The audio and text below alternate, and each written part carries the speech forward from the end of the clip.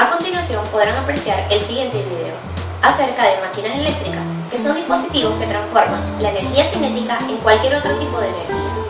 Un generador eléctrico es un dispositivo que convierte la energía mecánica en energía eléctrica. Por lo tanto, existe una diferencia de potencial entre dos puntos denominados por la ley de Faraday. Al hacer girar una espira dentro de un campo magnético, se produce una variación de flujo dentro de dicho campo a través de esta espira, por lo que se genera corriente eléctrica.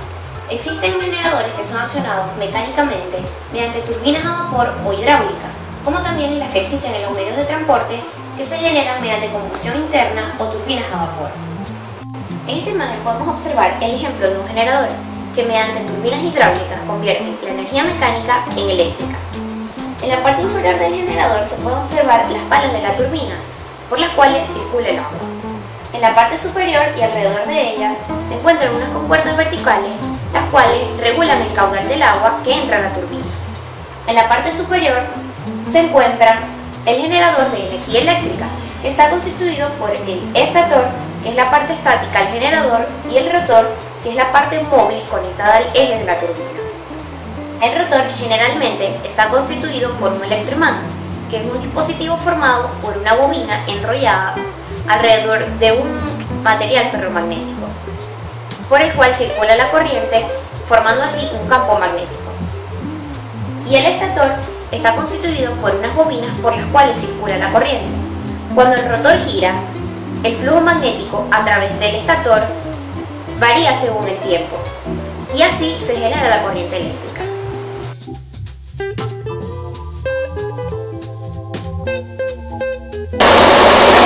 El máximo de corriente de este generador es de 43 amperios y en la parte de potencia es 30 kVA, la parte de potencia.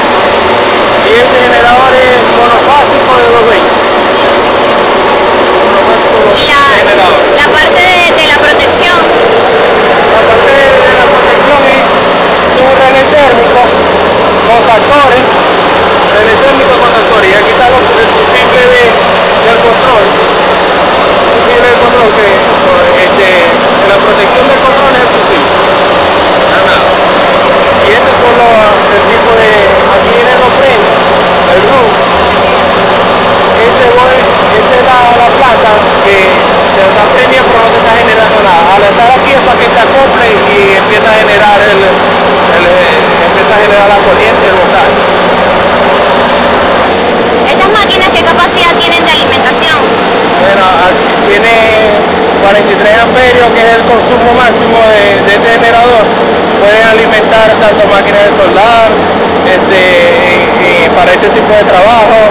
También prueba de la iluminación interna por edificio o interna. No nada.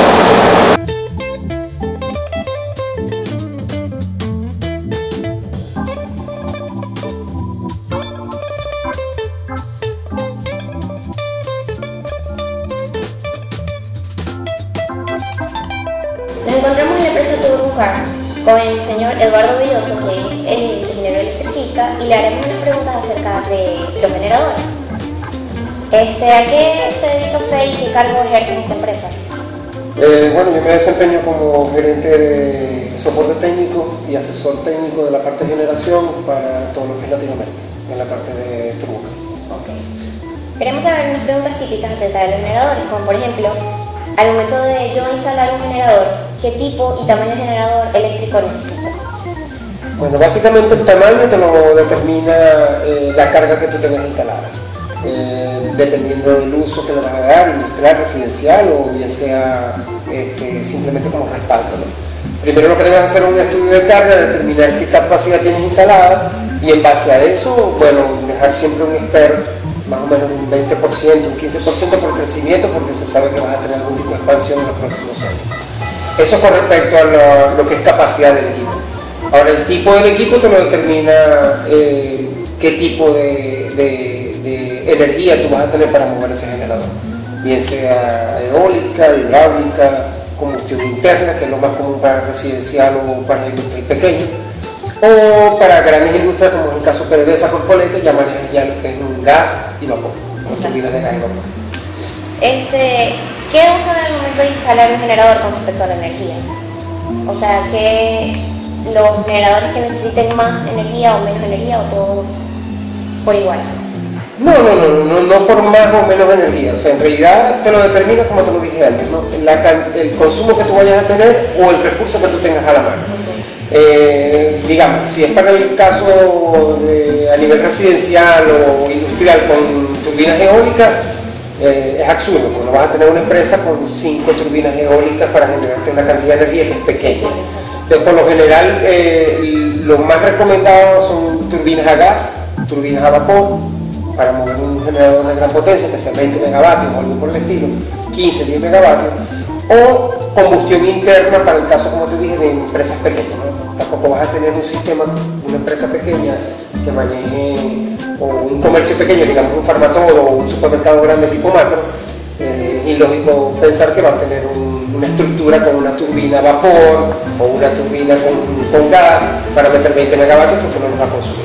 Entonces, en ese caso se emplearía por ya lo que sería combustión interna. Dos máquinas de combustión interna. ¿En qué lugar debería instalarlo?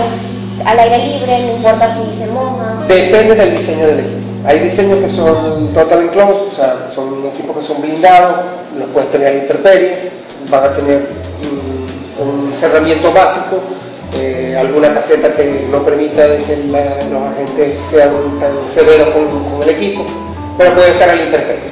Lo ideal es que lo tengas techado. Lo tengas techado porque Venezuela, por lo menos en el caso de Venezuela es bastante, áreas como Maracaibo, Falcón, zonas costeras son muy corrosivas, y tener un generador abierto, por muy bien que esté recubierto con pinturas epóxicas o lo que sea, siempre lo va a atacar. Sí, claro. Está muy expuesto. Aparte que el clima aquí es inclemente, ¿no? Entonces tener también un generador totalmente sin ningún tipo de resguardo, ni siquiera un techo que lo tenga, siempre va a tender a ser más caliente a nivel de cojinete, la eficiencia cae, los valores de alarma los van a tener seteados bastante altos. Lo recomendable es tenerlo en un lugar ventilado y que sea techado, pero los hay para intemperie, no hay problema. Sabemos que al momento de instalar un generador debemos evaluar las condiciones del lugar que vamos a instalarlo. ¿Y cuáles serían las condiciones más favorables en cuanto al lugar que en el momento en el que lo voy a instalar? Bueno, existen varios puntos que debes tomar en cuenta, ¿no? Como lo hablamos hace un momento, si bien es cierto, debes procurar de que el equipo esté en un lugar ventilado, idealmente que no esté netamente a la intemperie, que tenga algún tipo de protección, porque aunque los equipos pueden trabajar a intemperie, si le das algún tipo de resguardo es un valor agregado que le estás dando al equipo y le estás haciendo su vida más fácil, ¿no? También hay otros puntos que debes tomar en cuenta. Debe existir por lo menos las condiciones apropiadas donde lo vayas a sentar. ¿Qué significa eso? Necesitas un lugar que sea estable, necesitas un lugar que no sea lo suficientemente rígido como para que entre en resonancia, pero que tampoco sea lo suficientemente armónico para que creen más problemas al motor, ¿no? Eso implica que debes tener una base nivelada, debes tener una base aislada. ¿Aislada por qué? Porque muchas veces cuando tú tienes varias máquinas, si tienes o estás en un proceso que genera vibración, genera ruido, eso se le va a transmitir al equipo también. Entonces, si tú le creas un manto aislante, de alguna forma aísla la base del resto de la superficie, eso te va a garantizar que lo que él experimente es de él, no es de los demás.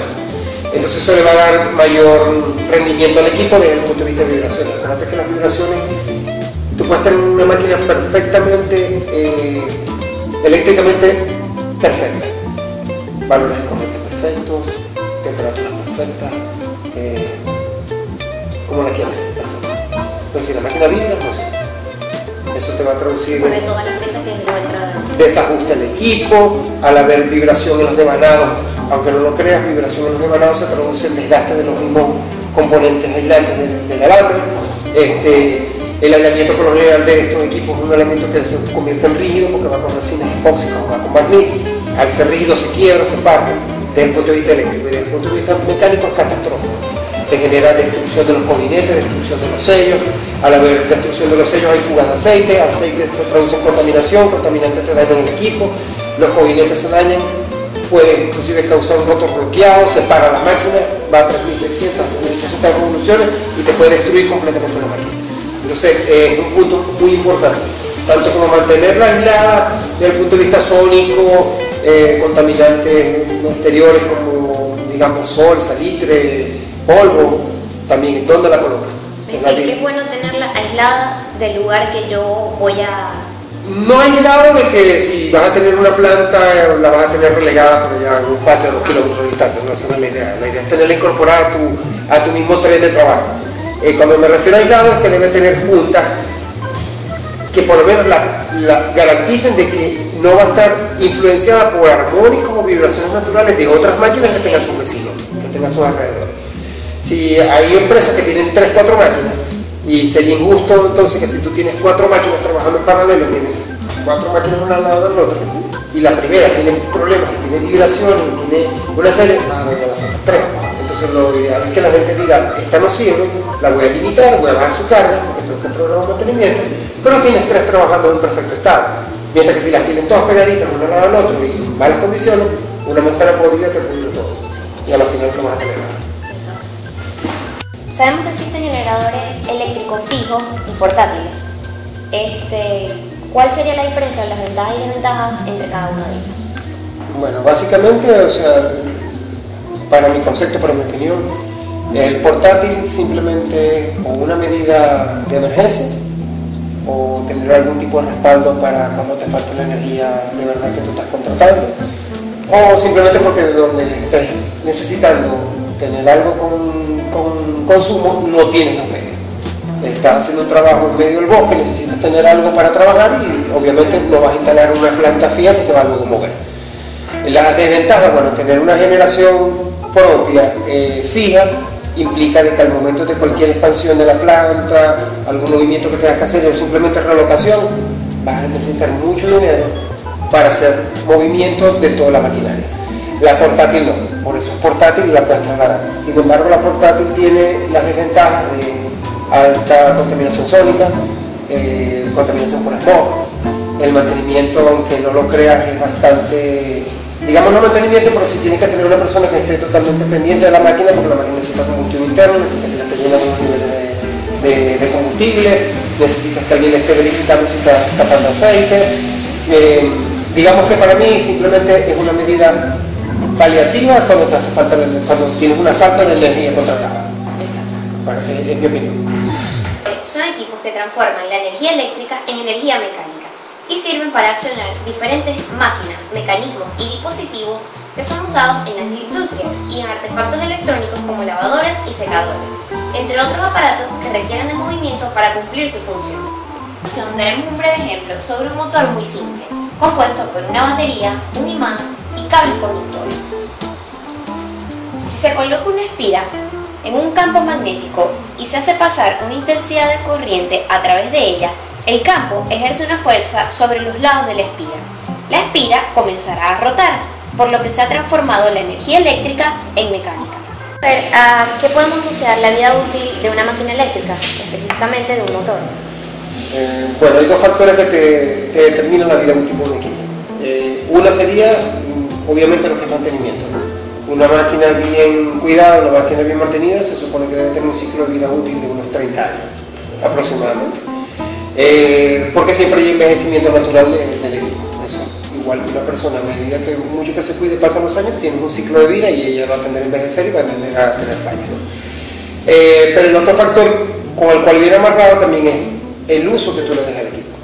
Si tú tienes una máquina de X cantidad de caballos, digamos una nominal de 100 caballos, 200 caballos, y tú la tienes trabajando subutilizada, que solamente te consuma o necesites 20%, 30%, 50% de esa máquina, y está bien cuidada, se supone que es una máquina que va a durar, no para siempre, pero sí vas a tener un tiempo bastante extendido, unos 50 años o algo por el estilo. Ahora, si tienes una máquina que la compraste exclusivamente para lo que tú necesites, tú necesitabas 300 caballos, y la máquina va a estar trabajando 365 días al año, a 300 caballos, obviamente es una máquina que la está fatigando y su tiempo de vida va a ser corto. Porque el tiempo de vida de una máquina eléctrica, de bien sea generador o motor, eléctricamente está dado por aislamiento. El aislamiento envejece por temperatura y por agentes contaminantes. Y la temperatura te la da la cantidad de corriente que circula por el conductor. Entonces, a mayor cantidad de potencia o a mayor cantidad de megavatios generados, bien sea motor o generador, mayor corriente y la corriente se traduce en temperatura. Es decir, que es preferible que, por ejemplo, si necesito uno de 500 caballos, comprar uno de mayor para no usar los 500 específicamente. Sí, porque por lo general, lo que pasa es que eso también depende, por lo menos, hay muchos factores que te lo limitan, ¿no? Por lo menos Venezuela, que es un caso, digamos, no aislado, porque tenemos comunes en Latinoamérica. Aquí no hay SPER, aquí no hay motores de respaldo, aquí no hay labores de mantenimiento y aquí todo es caro. Entonces, tener también algo subutilizado a veces suena como un poquito duro o redundante, ¿no? Entonces, es decir, necesito 500 y voy a comprar 700. Hay gente que diría, definitivamente esa persona está loca. Pero no es así. Deberías tener, por lo menos, no vas a comprar algo así exactamente para lo que tú necesitas. Debes tener siempre un límite para resguardar el equipo, porque si bien es cierto que vas a comprar algo que te va a costar más, la reparación tampoco es económica. Entonces, de nada vale que tengas una máquina que te dure 10 años, que a los 10 años definitivamente necesites una máquina nueva, o necesites pagar 60% por rehabilitar la máquina, a una máquina que te va a durar 20. Entonces, pudiéramos hablar de que lo barato sale caro.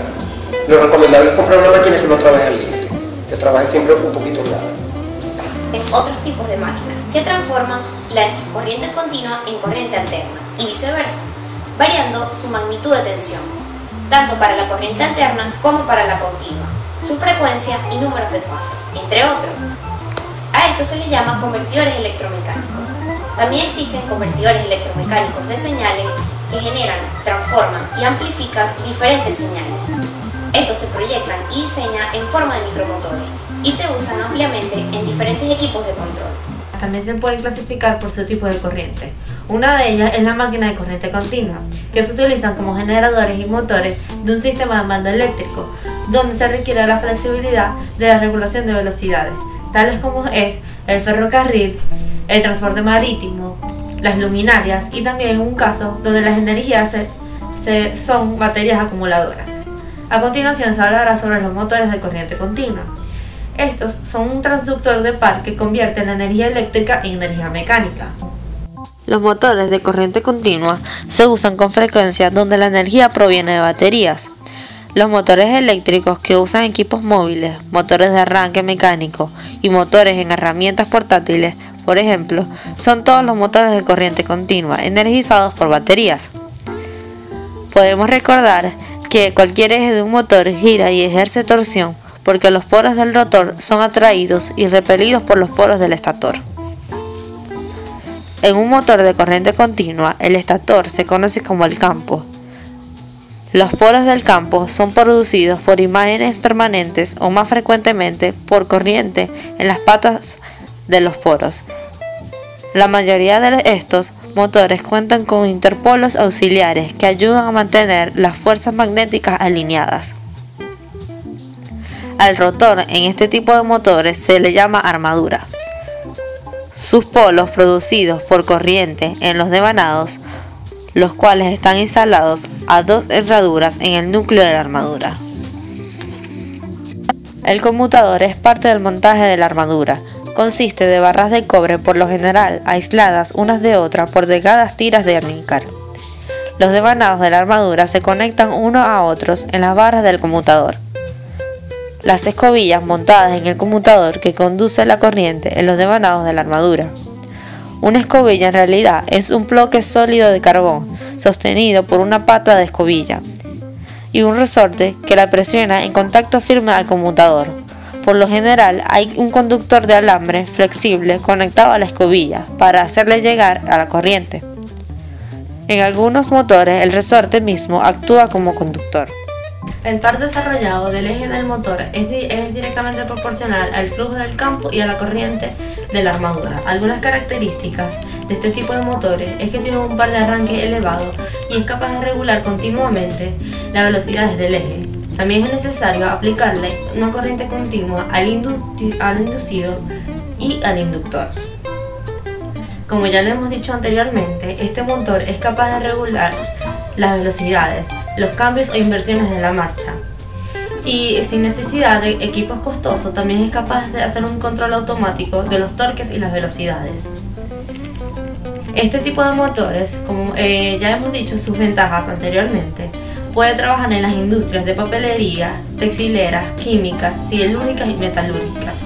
Y este motor tiene un estator que tiene principalmente polos principales y auxiliares, que están excitados por corriente continua. Y el motor es alimentado por corriente continua a través de unos colectores de cerdas y escobillas. Para la elección de un motor eléctrico de corriente continua es necesario tomar en cuenta la tensión de alimentación, la condición ambiental, la potencia nominal, el arranque, la velocidad, el tipo de servicio y el tipo de instalación y el precio de instalación. Ahora hablaremos sobre el generador de corriente continua. Son aquellos que transforman la energía mecánica en energía eléctrica, y su funcionamiento se reduce en un principio a que la bobina gira dentro de un campo magnético, y la armadura, si gira entre dos polos magnéticos fijos, la corriente circulará en un sentido durante la mitad en cada revolución, y el otro sentido circulará en la otra mitad. Para producir un flujo de corriente en un solo sentido en cualquier aparato es necesario tener un medio para invertir el flujo de corriente fuera del generador una vez terminada cada revolución. Los generadores en este tipo de corriente, los generadores de corriente continua utilizan voltajes bastante bajos, ya que así para evitar las chispas entre las escobillas y el conmutador.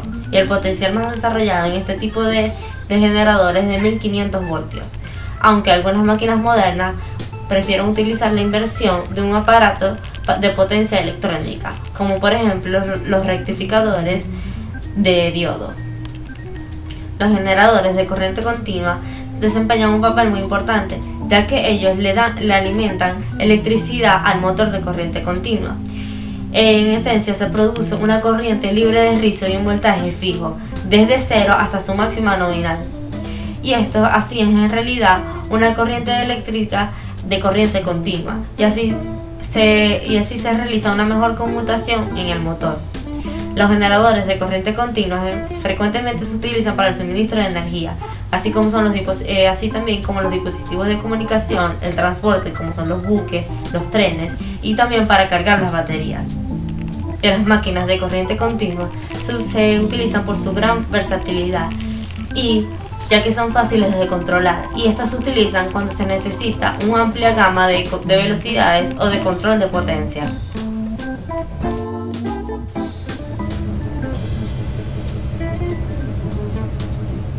Un generador eléctrico convierte energía mecánica en eléctrica. Un generador de corriente alterna produce una corriente cuyo sentido de flujo cambia continuamente.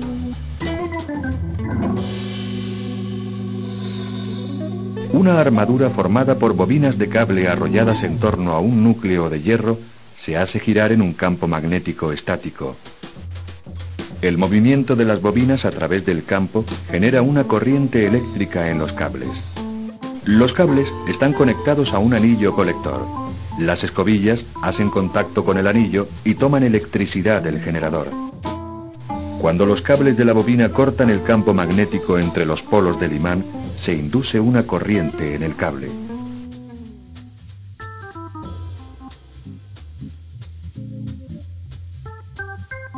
Cuando la bobina gira en el sentido mostrado, la corriente fluye hacia la derecha en el lado lejano de la bobina y hacia la izquierda en el lado cercano.